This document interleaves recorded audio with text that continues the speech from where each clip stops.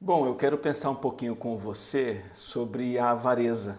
A avareza é um dos 7 pecados capitais, a gente sabe disso. Indo direto ao ponto, a gente pode perceber no livro de Provérbios 3 sinais da avareza, ou do avarento. Cuidado com o estereótipo do avarento, né? Que é bem limitado, é bem pobre, né? Então, quando a gente fala em avarento, a gente pensa assim, numa pessoa cheia da grana, que é muquirana, que não dá dinheiro para ninguém, que guarda tudo para ela. Mas a avareza vai muito além disso. Olhando esses 3 sinais, a gente pode identificar esse problema. Olhar também 3 prejuízos que a avareza traz e 3 formas de corrigir a avareza. Então, o primeiro sinal da avareza, eu tiro lá de Provérbios 15, 27, que diz assim: quem é ávido por lucro desonesto arruína a sua casa, mas o que odeia o suborno, esse viverá. Primeiro sinal da avareza é quando você sacrifica o caráter por causa de riqueza, de bens materiais. O avarento é alguém que deseja lucro, ganho material, ainda que por meio de corrupção e fraude. O que importa para uma pessoa, quando o que importa é o dinheiro e não a integridade de caráter, então aí por causa do dinheiro, de um recurso material, então vale a pena mentir, eu aceito receber um suborno, eu retenho o que não me pertence. Quando eu faço essas coisas, então eu estou incorrendo em avareza. E o resultado é o contrário daquilo que a gente busca, né? Através da avareza a gente busca obter ganho, sustento, estabilidade, paz, coisas legítimas, mas buscamos por meios ilícitos, né? Corrompendo o bom caráter. Então, o efeito disso, o resultado disso é o contrário.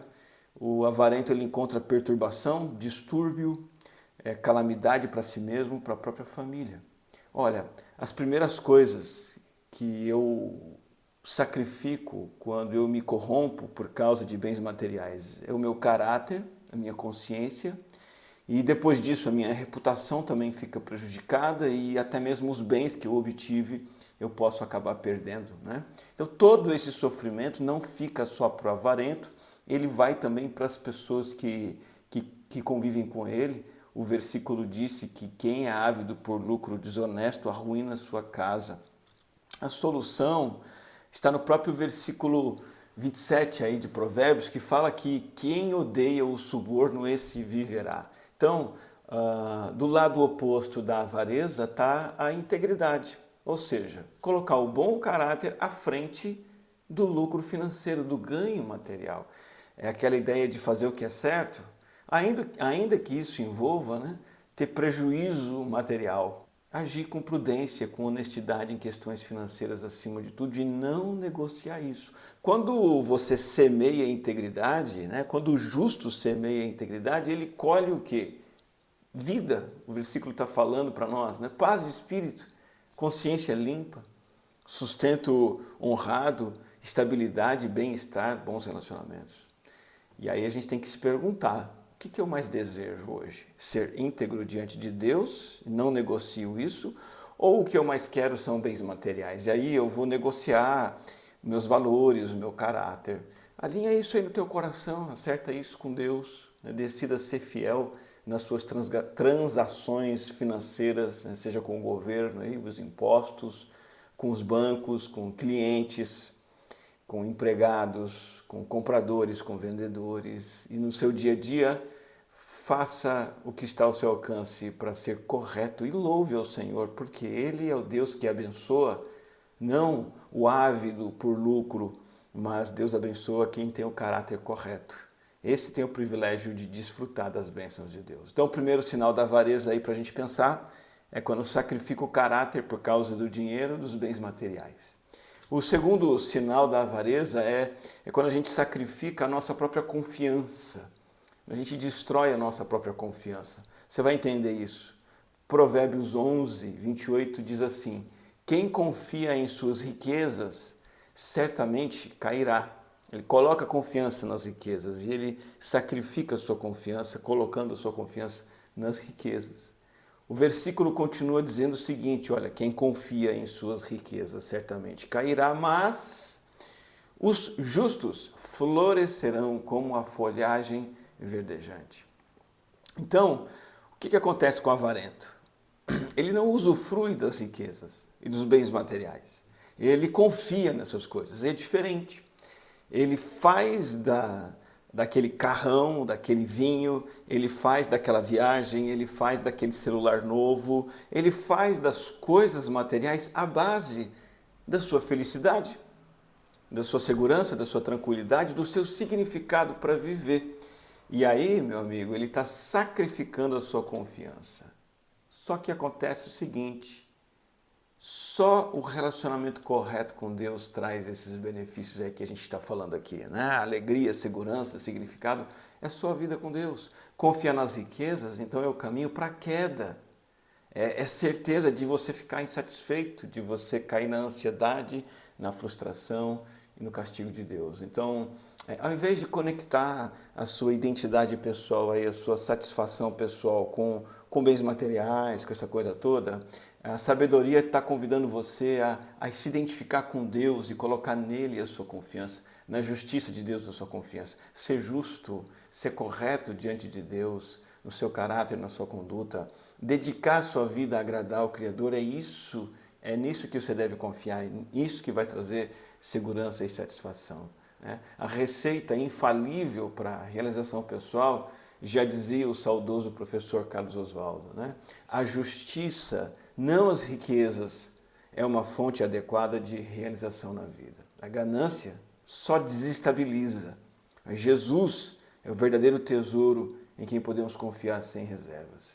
Em qual dos dois aí está depositada a sua felicidade, sua segurança, sua admiração, sua devoção? O que é que você admira? O que é que deixa você feliz? O que é que você adora? De maneira muito sutil e imperceptível, a gente acaba confiando no dinheiro e não no Senhor. E talvez é bom pensar como que isso pode estar acontecendo na sua vida. De que forma você está confiando aí no que o dinheiro, nas riquezas oferece? Talvez você está buscando a sua segurança em bens materiais. Isso só vai trazer decepção, desestabilidade. Isso é avareza. Talvez você esteja confiando no dinheiro, nos bens materiais para ter poder, ou ser alguém que tem status, respeito, alguém que está no controle. Não, eu tenho dinheiro, tenho recursos, então eu estou controlando minha vida. Eu tenho prazer porque, como eu tenho bens materiais, então eu estou numa boa. Isso pode ser sinal de avareza. Né? Redireciona toda essa confiança a Deus de forma bem prática. Começa hoje a apreciar Deus em adoração, a investir tempo em adorar o Senhor, louvar o Senhor, descansar no Senhor, viver para agradar o Senhor acima de tudo e deixa o dinheiro no devido lugar. Algo que você pode desfrutar, bens materiais que podem te trazer satisfação, mas estão em segundo plano. E todo o teu prazer e toda a tua alegria estão no Senhor. Então temos aí esse segundo sinal da avareza, que é quando você sacrifica a sua confiança em Deus para confiar no dinheiro. E o terceiro sinal da avareza, além de corromper e sacrificar a integridade de caráter e a confiança em Deus, o terceiro sinal da avareza é quando você sacrifica relacionamentos. Quando os relacionamentos ficam abaixo dos bens materiais na sua vida. Provérbios 15, 16 e 17 dizem o seguinte, olha, é melhor ter pouco com o temor do Senhor do que grande riqueza com inquietação. É melhor ter verduras na refeição, um pé de alface mesmo, onde há amor, do que um boi gordo acompanhado de ódio. Então aqui, bem escancarado, né? O sábio de Provérbios está usando um recurso literário da comparação. Ele está comparando uma coisa com outra e ele fala de riqueza, fala de verdura, fala de boi gordo, churrasco, picanha, para nos ensinar algumas coisas. O primeiro ensino é que riqueza não é necessariamente um sinal do favor divino. Então não é porque eu tenho boi gordo, picanha e outras coisas caras que eu sou abençoado por Deus, eu mereço, eu sou justo, eu sou trabalhador. Na verdade, na Bíblia, a riqueza muitas vezes é maldição e é até um obstáculo da bem-aventurança, do crescimento espiritual. Tem muita gente que é pobre, simples, humilde, passa privações, mas é gente que leva Deus a sério e tem uma vida materialmente simples, mas tem satisfação no coração. Então, nada de conectar, né, riqueza com bênção de Deus, não necessariamente. Agora, a grande sacada desses versículos é que A alma humana, é isso que essas comparações estão mostrando, né? A alma humana, ela se sacia com relacionamentos corretos e não com bens materiais. É o temor a Deus e o amor ao próximo que dão alegria. Não adianta ter boi gordo, né? E achar que isso vai te satisfazer. Um churrasco com picanha é algo que a gente reserva, né, para um momento especial de celebração, e está cada vez mais caro conseguir a bendita picanha, né? Agora, você pode até ter a picanha, a maminha, o contrafilé, o filé mignon, se não tem bons relacionamentos, essas riquezas todas não vão te satisfazer. Então a comida pode ser a mais cara de todas, a alma continua faminta daquilo que mais deseja, que são bons relacionamentos, né? Amar a Deus, estar em harmonia com os outros, é isso que traz satisfação, ainda que o que vocês têm para comer na mesa seja alface, prato principal. Essa salada vai se tornar um banquete inigualável. Por quê? Porque vocês têm ali tudo que precisa. Então o que tem que fazer para sair da avareza é começar a escolher o amor ao invés do dinheiro, as pessoas ao invés das posses, se satisfazer com bons relacionamentos acima de tudo e não só com boa comida e riquezas, né? Quanto que você está lutando aí por dinheiro, por bens materiais, correndo atrás disso, confiando nisso, buscando isso, e em comparação, quanto você está se esforçando para ter bons relacionamentos com a sua família, com a sua esposa, com o seu marido, com os seus filhos. Quanta gente conquista o seu primeiro milhão, o segundo milhão, imóvel, casa, e perde os filhos. Que tragédia! Perde o casamento, perde os pais, porque perde também a conexão com irmãos na igreja e com o próprio Deus. Por quê? Porque vive em função do boi gordo. E isso é um sacrifício que demonstra avareza no coração. Então, vale a pena mudar a escala de valores aí e entender que o amor a Deus e o amor ao próximo tem que vir em primeiro lugar. Então fica essas dicas aí para você, esse ensinamento de Provérbios, né? Supere a avareza na sua vida priorizando o que é correto. Então, em primeiro lugar, o bom caráter vale a pena. Você corromper a integridade para ter mais lucro, você vai perder tudo.